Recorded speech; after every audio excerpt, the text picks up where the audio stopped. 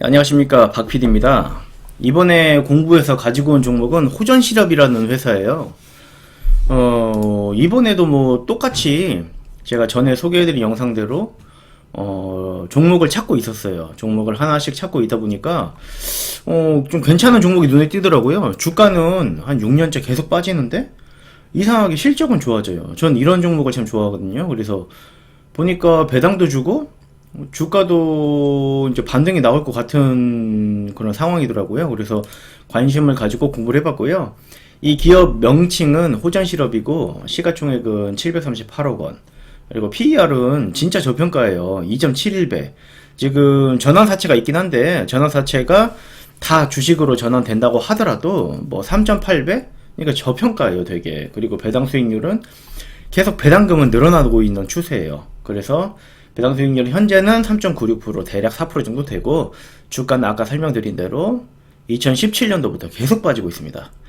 그런데 실적은 좋아지고 있어요. 이 회사는 아까 간단하게 설명드렸는데 스포츠 의류 쪽 고기능성 의류 제조 판매 수출업을 하고 있는데 쉽게 말해서 스포츠 의류 OEM 업체예요. 글로벌 브랜드 OEM 방식으로 의류를 공급하며 주로 이제 언더아머와 그 외에 여러 가지 업체에 옷을 납품을 하고 있습니다.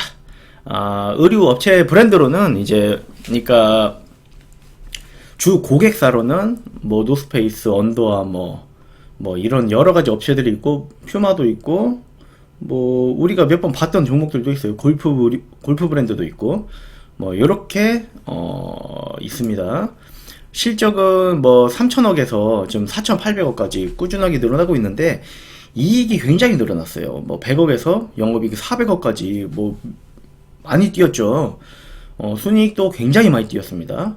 그래서 저의 관심을 확 끌었어요. 주가는 빠지는데 실적이 이렇게 좋아지면은 주가는 상식적으로는 주가는 올라갈 수밖에 없거든요. 그래서 반등이 나오지 않을까 이렇게 생각을 하면서 도대체 이 회사는 무슨 단점이 있길래 이렇게 실적이 좋아지는데도 주가가 빠질까? 무슨 단점이 있지 않을까? 무슨 치명적인 결함이 있지 않을까? 이런 거를 찾기 위해서 좀 분석을 하는 그런 자세로 공부를 좀 해봤습니다. 그리고 추가적으로 이 회사는 이제 의류업체다 보니까 당연히 가을에 3분기 때 실적이 가장 좋아요. 왜냐면은 뭐 기존에도 제가 설명 한번 드린 적이 있는데 다른 영상에서요. 의류업체들은 겨울 의류가 가장 단가가 세요. 쉽게 말해서 이제 흔히 이해하기 쉽게 말씀드리면은 패딩이 제일 비싸죠. 의류 중에서는 반팔티보다는 패딩이 훨씬 비싸잖아요. 패딩은 언제 만드냐? 겨울 의류는 여름부터 가을까지 만들어서 겨울에 판매를 합니다. 그렇기 때문에 그 여름부터 가을 딱 3분기에 겨울옷을 만들고 그렇기 때문에 이런 의류 제조업체는 3분기에 실적이 가장 잘 나와요. 여기서도 뛰어나게 실적이 나오고 있다는 것을 한눈에 볼 수가 있죠. 이런 계절성이 있다. 이런 부분은 참고하시면 될 것 같고요. 특히 제가 좀 의아하게 생각했던 거는 뭐 증권사 리서치가 계속 나와요. 레포트가 이렇게 많이 나오는데 꾸준하게 나오죠. 18년도, 19, 20, 21, 22년도 작년까지 계속 나오는데 왜 주가가 이렇게 빠졌을까? 중간에 뭐 반등한 부분도 있긴 한데 반등이라고 장기적으로 보면 반등이라고 보기 힘들죠. 왜 그럴까? 도대체 이 치명적인 단점이 있나? 이런 걸 좀 분석을 해봤는데 그 부분 말씀 한번 드려볼게요. 우선 이 회사는 국내에 생산 공장이 없고 해외에 생산 공장이 있습니다. 인도네시아에 공장이 3개 있고 베트남에 임대 공장으로 하나 있는데 주로 이제 인도네시아에 공장이 전부 다 있다고 보시면 돼요. 생산량이라든지 공장 라인이라든지 뭐 이런 거는 인도네시아가 압도적으로 많죠. 그래서 거의 대부분의 생산 라인은 인도네시아에 있다. 이렇게 보시면 될 것 같고요. 가동률은 제일 작은 공장만 가동률을 보여주더라고요. 이게 뭔가 회사가 밖에 뭔가 내부 사정을 밖에 공개하는 걸 꺼려하는 것 같아요. 그래서 어쩔 수 없이 공장 가동률도 공개는 하긴 하는데 가장 작은 공장만 공개를 하는 것 같았습니다. 제 느낌에. 인도네시아의 가장 작은 공장인 부분만 공개를 했고 가동률은 꾸준하게 늘어나고 있습니다. 98 그리고 110 그리고 작년에는 112%까지 가동률이 올라왔습니다. 왜 100%가 넘어가냐? 이거는 예전에도 뭐 공부할 때 JS 코퍼레이션이라는 비슷한 OEM 업체 공부할 때 말씀을 드렸는데 뭐 야근에 특근을 하기 때문에 100%가 넘어가는 공장 가동률이 나옵니다. 이 부분 참고하시면 될 것 같고요. 그만큼 물량이 많다 이렇게 보시면 되고, 매출 실적은 대부분 수출이죠. 수출이 매출의 대부분을 차지한다 이렇게 보시면 되겠고, 그 다음에 이 부분은 바이어로부터 원단의 종류 그리고 공급 업체까지 다 정해지는 경우가 대부분이라고 합니다. 그러니까 바이어가 수주 내는 그런 브랜드가 너의 원단은 이거 쓰고 이거 써라 이렇게 다 정해준답니다. 그리고 결제는 달러로 하고 판매도 달러로 한답니다. 그렇기 때문에 따로 환해지를 해야 될 필요가 크게 없고 환에 대한 노출 위험이 별로 없다고 하더라고요. 그래서 생산만 많이 하면 된다. 본업만 잘하면 된다. 그 외에 기타 리스크가 별로 없다. 이런 부분은 좀 장점으로 봤습니다.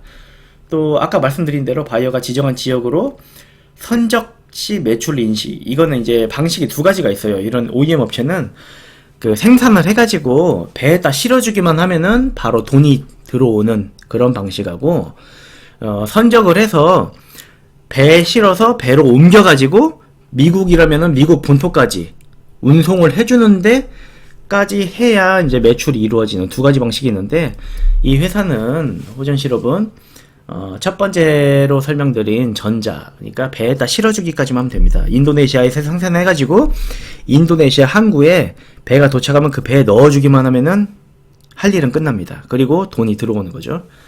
그렇기 때문에 운임비가, 기름값이 올라가서 운임비가 올라가거나 그런 영향을 별로 안 받고, 원재료가 올라가거나 환율이 올라가거나 이런 영향을 별로 안 받습니다. 그러니까 주력 생산 제품인 뭐 의류 수주만 많이 받아서 많이만 찍어내면 돼요.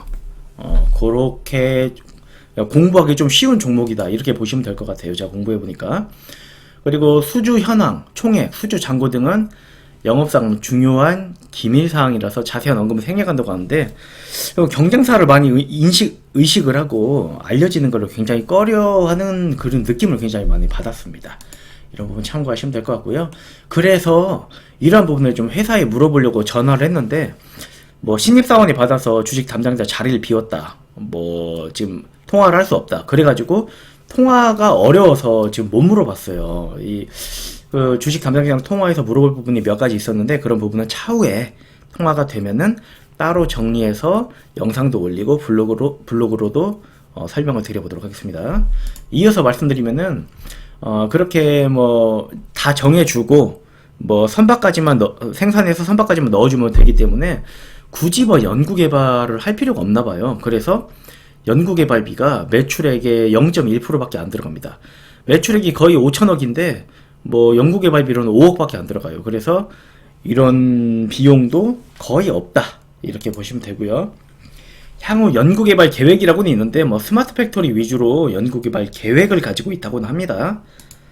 그리고 연결재무제표에 살펴보니까 이런 의류업체는 재고자산이 굉장히 또 중요해요. 그런데 매출액이 뭐 40% 가까이 늘었지만 재고는 그렇게 늘진 않았더라고요. 오히려 줄었습니다. 그래서 재고 관리가 잘 되고 있다. 오히려 줄었다는 거는 원래 매출액이 그렇게 많이 늘면은 재고도 늘기 마련이거든요. 왜냐면은 그만큼 많이 생산해서 뭐 배로 이제 운송을 해야 되는데, 이거는 이때 2022년도 12월 31일 날에 출하를 많이 해가지고 물량 출하를 많이 해서 일시적으로 없던 건지 모르겠는데 매출액이 많이 늘었는데 재고가 없는 거는 좀 신기하긴 했습니다. 그런데 아무튼 재고가 쌓이는 그런 리스크는 없다 이렇게 보시면 될 것 같고요. 그 다음에 요거는 뭐 대략적으로 한번 살펴보시라고 가져온 건데, 자회사들이에요. 인도네시아에 이제 회사가 3개 있고 공장이 3개 있고 그 외에 다른 법인들이 또 있어요. 베트남에도 공장이 하나 있고요. 그런 그 자회사들 전기와 단기 비교해 보시라고 가져왔는데, 아무래도 전체적으로는 단기가 좀 늘었습니다. 작년 실적이 좀 더 늘었기 때문에 이렇게 참고하시면 될 것 같고, 아까 최초에 말씀드린 전환사채가 있는데, 전환사채는 318억 5천만 원 정도 있습니다. 이 회사의 그 시가총액이 738억이에요. 그런데 318억이면은 한 40% 정도 됩니다. 그래서 이게 이제 회사는 다 상환을 하고는 있어요. 그런데 만약에 주식으로 전환이 되면은 주식이 이제 희석이 되겠지만 그래도 PER은 3.8배 정도로 그래도 다 희석이 되더라도 PER은 3.8배로 그래도 좀 저평가 영역이라고 볼 수 있는 숫자다. 이렇게 말씀을 드릴 수 있고요. 전환사채를 이렇게 많이 발행한 거는 단기간에 20년도, 2020년도, 2021년도에 2번 이렇게 발행했는데 이 이유는 바이어 주문 증가에 따라서 자재대금 및 운영자금, 그리고 운영자금, 신규 공장 증설, 운영자금 이렇게 쓰였습니다. 쓰일만 하니까 쓰인 거예요. 뭐 그렇게 보시면 될 것 같고요. 그 다음에 또 한 가지 봐야 될 게 회장이 박용철 씨인데 이미 주식을 자녀인 박진호 씨한테 이미 상당 부분 넘겼습니다. 그리고 현재 경영은 공동대표이사로 경영 총괄을 같이 하고 있고요. 그렇게 보시면 될 것 같습니다. 그리고 직원은 이거는 3년 전 2019년도랑 작년 2022년도랑 비교를 하려고 가져왔는데 여직원은 95명으로 동일하고 남직원은 18명 늘어가지고 현재 총원이 134명에서 152명으로 늘었습니다. 뭐 평균 근속 연수는 이 회사가 한 37년 정도 됐는데 설립돼서 운영된 지 37년 된 회사인데 근속 연수는 생각보다 좀 길진 않더라고요. 그리고 재밌는 게 여직원이 더 길더라고요. 여직원은 6.9년, 남직원은 4.7년 이렇게 되어 있더라고요. 참고하시면 되고 이 회사는 제가 공부를 해보니까 좀 간단해요. 환율의 노출이 별로 안 돼 있고 그 다음에 유가나 원가 상승 이런 거에 그렇게 리스크가 크지 않기 때문에 수주만 많이 받으면 되는데 이 중요한 수주를 회사랑 소통을 하면서 회사랑 통화를 해가지고 물어보고 회사가 알려주는 거를 이제 확인을 해봐야 되는데 그게 안 돼서 좀 아쉬워요. 그 부분이 확인이 되고 작년에 비해서 올해도 더 늘 거다 이러면 참 좋을 것 같은데 제 생각에는 이 OEM 업체의 대장주가 영원무역인데 영원무역은 작년에 리오프닝 수혜로 매출이 굉장히 늘었어요. 수주가 많이 받아가지고 매출이 늘었는데 올해는 매출이 좀 꺾일 전망이에요. 수주가 그만큼 줄기 때문에. 그래서 대장주인 영원무역도 그렇기 때문에 호전실업도 그러지 않을까 이렇게 생각이 들어요. 그래서 그런 리스크 때문에 시장에서는 주가가 올라가지 않는 모습을 보이지 않나 이렇게 생각을 했습니다. 정확한 건 이제 회사랑 소통을 해봐야겠지만 제 예상이 다르고 작년보다 올해가 더 수주가 늘고 매출도 더 늘어난다. 그러면 완전 얘기가 다르겠죠. 그런다면은 제가 따로 영상으로 만들어서 말씀을 또 드리고 블로그에도 올려서 설명을 한번 드려보도록 하겠습니다. 그럼 이번에 공부와 호전 실업 영상은 여기서 마치도록 하겠습니다. 주식투자TV 박PD였습니다. 감사합니다.